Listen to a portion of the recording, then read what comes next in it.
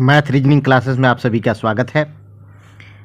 Railway practice set के इस video में आइए पहले प्रश्न को हम लोग सॉल्व करते हैं। पहला प्रश्न इस प्रकार से है, 5,000 रुपये की धनराशि पर 2 वर्ष के लिए 5% वार्षिक ब्याज की दर से साधारण ब्याज और चक्रवृद्धि ब्याज में कितना का अंतर होगा, ये आपसे प्रश्न में पूछा गया है।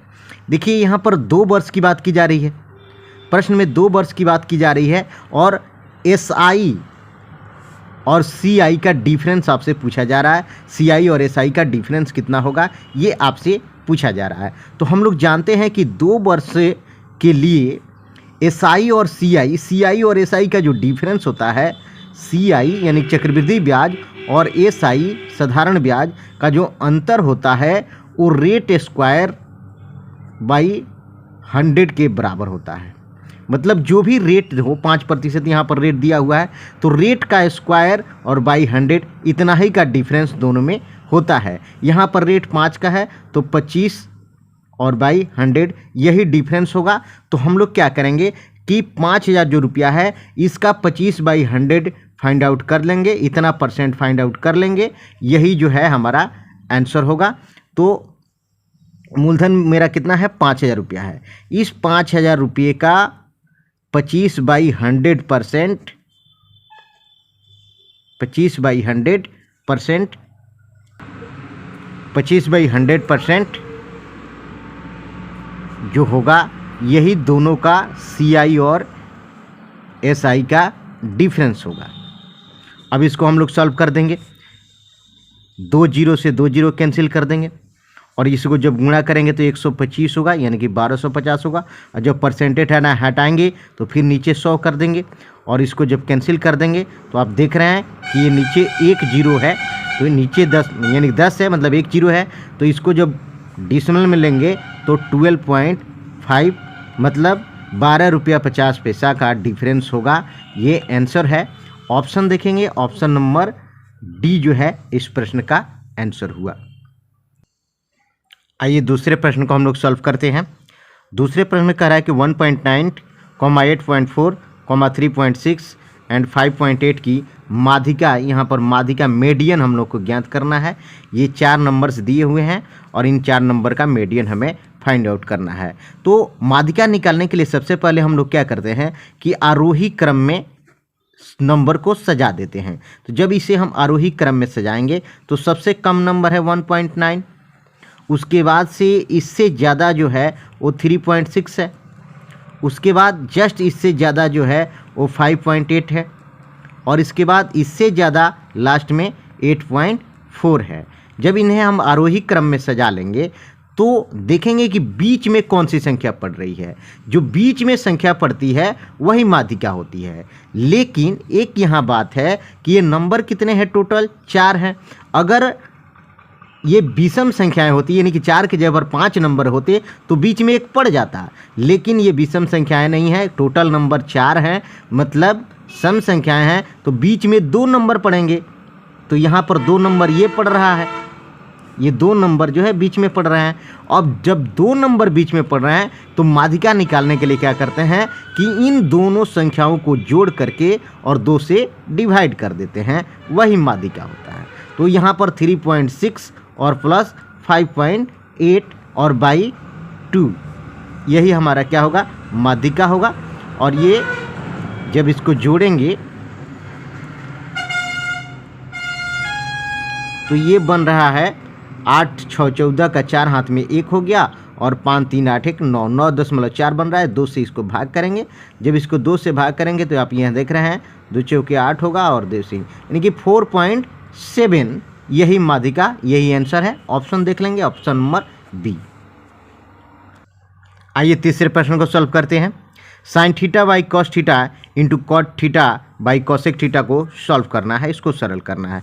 तो हम लोग जानते हैं कि sign theta by cos theta, इसका जो वैल्यू होगा वो sign theta by cos theta tan theta हो जाएगा और इंटू कॉट थीटा और बाई में है कॉसेक थीटा। कॉसेक थीटा को हम लिख सकते हैं 1/cosec थीटा भी इस तरह से लिख सकते हैं।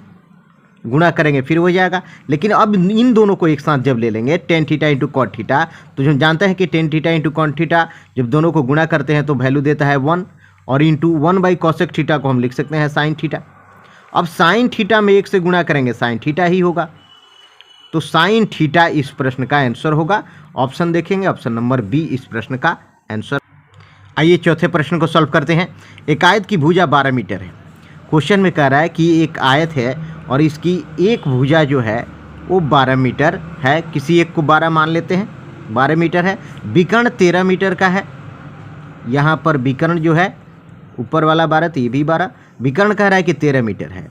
तो 12 मीटर और ये विकर्ण 13 मीटर, हम लोग जानते हैं कि आयत का प्रत्येक कोण 90 डिग्री का हो गया, तो ये एक त्रिभुज बन जाता है। इसमें 2 त्रिभुज बने। नीचे वाले त्रिभुज को हम लोग सोच लें, तो अगर नीचे वाले त्रिभुज को सोचते हैं तो ये आधार 12 और विकर्ण कर्ण मतलब 13, तो लंब हम लोग फाइंड आउट कर लेंगे। ये पाइथागोरस फार्मूला के अनुसार आप जानते हैं कि पी निकालने के लिए क्या करते हैं, H square minus B square कर देते हैं और इसका रूट ओवर कर देते हैं। इस आधार पर 13 का स्क्वायर और फिर 12 का स्क्वायर यानी कि 169 और माइनस 144 और इसका रूट ओवर करेंगे तो ये बनेगा 25 और 25 का वर्गमूल आप लोग जानते हैं कि 5 होगा। तो इस तरह से ये 5 मिलेगा।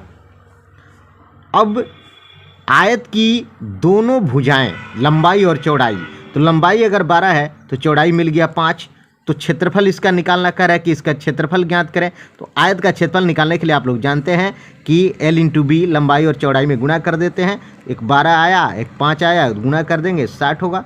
60 वर्ग सेमी, यही 60 सेमी स्क्वायर, ये आंसर होगा। ऑप्शन देखेंगे, ऑप्शन नंबर ए इस प्रश्न का आंसर है। आइए पाँचवें प्रश्न को सॉल्व करते हैं। पाँचवें प्रश्न में 2 cos थीटा इक्वल √3 दिया हुआ है। यहाँ से हम cos थीटा जब फाइंड आउट करेंगे तो ये √3/2 होगा। हमें फाइंड आउट करना है value cos theta into tan theta का। तो cos थीटा तो मेरे पास मिल गया, लेकिन जब टेन थीटा हम निकालेंगे, टेन थीटा का भी वैल्यू मुझे चाहिए। तो टेन थीटा को या तो आप पाइथागोरस फार्मूला का यूज करके निकाल लीजिए, या आप ऐसे भी निकाल सकते हैं कि टेन थीटा में हमें 2 चीज़ मिलता है, एक साइन थीटा और बाई कॉस थीटा। इसी से बनता है tan theta, sign theta by cos theta tan theta होता है। तो कॉस तो मेरे पास ऑलरेडी है, साइन मिल जाता तो इसका भी बन जाता, लेकिन साइन नहीं है। तो साइन थीटा निकालने के लिए अगर कॉस थीटा का वैल्यू दिया हुआ है तो साइन थीटा निकालने के लिए हम लोग क्या करते हैं, 1 minus cos square theta under root कर देते हैं, under root 1 minus cos square theta. तो 1 माइनस कॉस थीटा का वैल्यू आपके पास है √3/2 का स्क्वायर, और ये रूट का रूट कर देंगे। फिर इसको जब सॉल्व करेंगे 1 माइनस 3/4 होगा और ये रूट होगा। जब इसको सॉल्व करेंगे तो ये होगा 1/4 और रूट होगा, तो ये होगा 1/2। यानी कि साइन थीटा आपके पास 1/2 है और कॉस थीटा √3/2 है। तो हमें वैल्यू फाइंड आउट करना है cos theta into tan theta का। तो हम यहाँ से निकाल सकते हैं cos theta into tan theta. तो कॉस थीटा का वैल्यू तो हम रख देंगे √3/2, लेकिन टेन थीटा में sign theta by cos theta करना होगा। तो साइन थीटा का वैल्यू मेरे पास 1/2 है, और कॉस थीटा जब करेंगे जब इसको कॉस थीटा करेंगे, कॉस थीटा का वैल्यू हम जब नीचे रखेंगे तो ये √3/2 जो ऊपर 2 हो जाएगा, नीचे √3 हो जाएगा। अब इसको काटेंगे, 2 से 2 कट गया, यहाँ √3 से √3 कट जाएगा, वैल्यू देगा 1/2। तो ये इसका आंसर होगा। ऑप्शन देखेंगे, ऑप्शन नंबर ये डी इस प्रश्न का सही जवाब। आइए छठे प्रश्न को सॉल्व करते हैं। छठा प्रश्न में कह रहा है कि a + b + c 3 नंबर हैं, जोड़ करके 6 हो रहा है, और a² + b² + c² इन तीनों को स्क्वायर करके जब जोड़ते हैं तो 14 बन रहा है। तो कह रहा है कि AB + BC + CA का वैल्यू आप फाइंड आउट कीजिए। अब इसमें क्या है कि हम लोग जानते हैं, सूत्र आप लोग जानते हैं, ये सूत्र है a + b + c का स्क्वायर इक्वल होता है a² + b² + c² plus 2AB, इसको ऐसे भी लिख सकते हैं 2AB + BC + CA, 2 को कॉमन करके। तो हम जानते हैं a + b + c का होल स्क्वायर इतना होता है। अब इसी में वैल्यू पुट कर देंगे और AB BC CA का वैल्यू फाइंड आउट कर लेंगे, आंसर हो जाएगा। a + b + c का वैल्यू दिया है 6 का, तो 6 का स्क्वायर कर दिए। a² + b² इतना का दिया हुआ है मेरे पास, कितना 14, तो यहाँ 14 रख दिए। अब प्लस 2AB BC और CA ऐसे है। अब यहाँ से 6 का स्क्वायर जब आप करेंगे तो ये 36 होगा, 36 में 14 घटा देंगे और बराबर ये जब इसका वैल्यू हम लोग फाइंड आउट करेंगे तो 2 भी डिवाइड हो जाएगा यहाँ, तो बच जाएगा AB, BC और CA। इतना बचेगा, इतना ही का वैल्यू हमें निकालना भी है। तो अब इसको घटा करके क्या करेंगे, 2 से डिवाइड कर देंगे। तो जब घटाएंगे तो ये बनेगा 2 और 3 से 1 गया 2, मतलब 22 हुआ। 22 में 2 से जब डिवाइड करेंगे तो कितना हो जाएगा, 11 बनेगा। तो ये A + B + C का जो वैल्यू आएगा वो 11 आएगा। 11 आंसर हुआ। ऑप्शन देखेंगे 11 कहाँ है, ऑप्शन नंबर B इस प्रश्न का सही जवाब। आइए 7वें प्रश्न को सॉल्व करते हैं। एक निश्चित धनराशि का परिपक्वता मूल्य 3 साल में 15% वार्षिक साधारण ब्याज की दर से 8,700 रुपये हैं, तो मूलधन ज्ञात कीजिए। परिपक्वता मूल्य मतलब हुआ कि मूलधन के साथ जब ब्याज को जोड़ करके लास्ट में, तो परिपक्वता लास्ट में जो मान मिलता है अर्थात जो मिश्रधन मिलता है उसी को यहाँ पर लिखा हुआ है परिपक्वता मूल्य। मतलब मूलधन और प्लस ब्याज दोनों मिला करके टोटल जो मिल रहा है वो कितना मिल रहा है, 8700 रुपया होता है। अब यहाँ पर देखिए, यहाँ 3 साल समय दिया हुआ है, ये टी जो है 3 साल का है, और यहाँ पर दे रहा है आपका 15%। तो हम लोग जानते हैं कि जब 3 साल समय है और रेट 15% है, तो यहाँ पर जो ब्याज होगा, इंटरेस्ट जो होगा, वो इंटरेस्ट कितना हो जाएगा, 15 × 3 यानी कि 45% इंटरेस्ट होगा। 45%। और मूलधन अपने आप में, कोई भी मूलधन अपने आप में 100% होता है। इसलिए ये जो परिपक्वता मान अर्थात मिश्रधन अमाउंट जो होगा ये P + I होगा। हम जानते हैं कि P अपने आप में कोई भी 100 होता है, तो 100% और प्लस 45% यही जो है मिश्रधन होगा, अमाउंट होगा। इसी को परिपक्वता मूल्य लिखा हुआ है यहाँ पर। तो अमाउंट जो बन रहा है 100% + 45% अर्थात 145% ये परिपक्वता मूल्य हुआ। अब क्वेश्चन में ये दिया हुआ है कि 145% जो है इसका वैल्यू है 8,700 रुपया।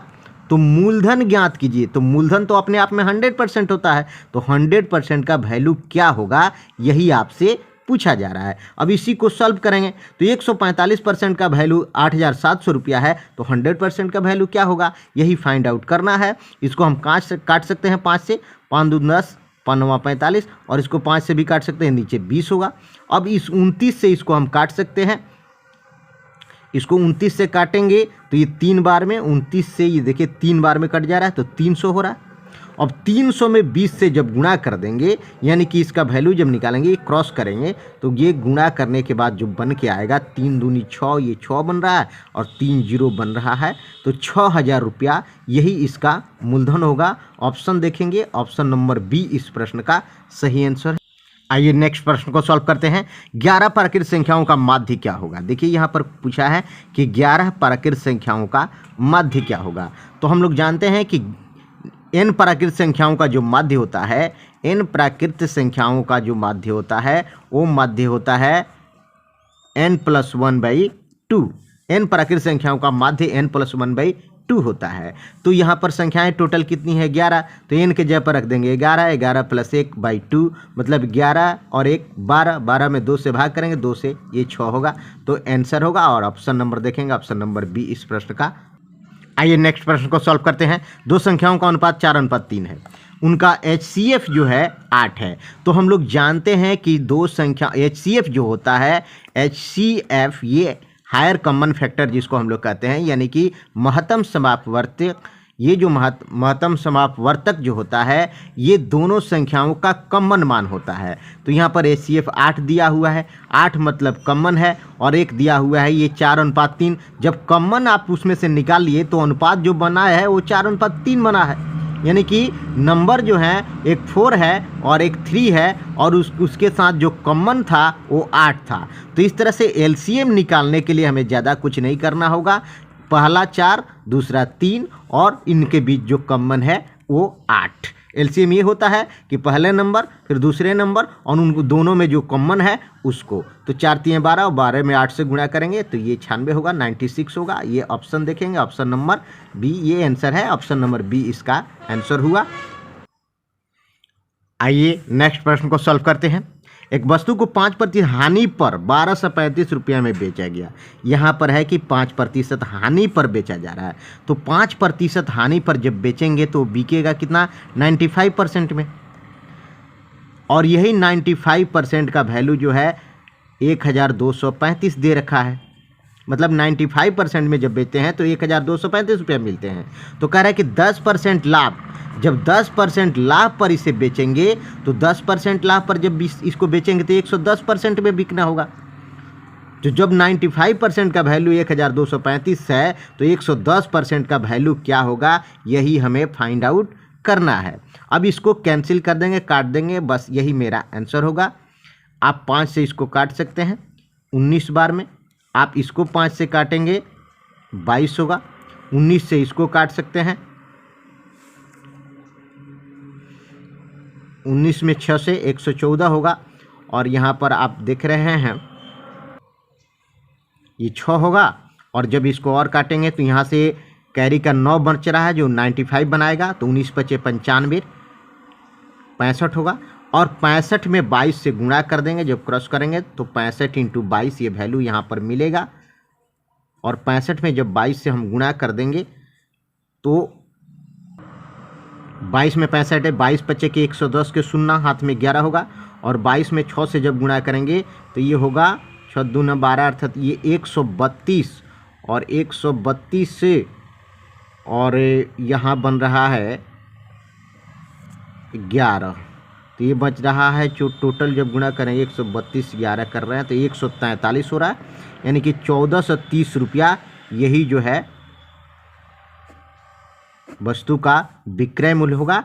यही आंसर होगा, ऑप्शन नंबर सी इस प्रश्न का सही जवाब है। तो इस चैनल पर हम लोग इम्पॉर्टेंट प्रश्नों को लेकर के आते हैं जो एनटीपीसी एंड ग्रुप डी परीक्षाओं में पूछे गए हैं, उन्हीं प्रश्नों को लेकर के आते हैं। आप चैनल पर यदि नए हैं तो चैनल को सब्सक्राइब कर लीजिए, बेल आइकन को दबा लीजिए और वीडियो को लाइक और शेयर कर दीजिए।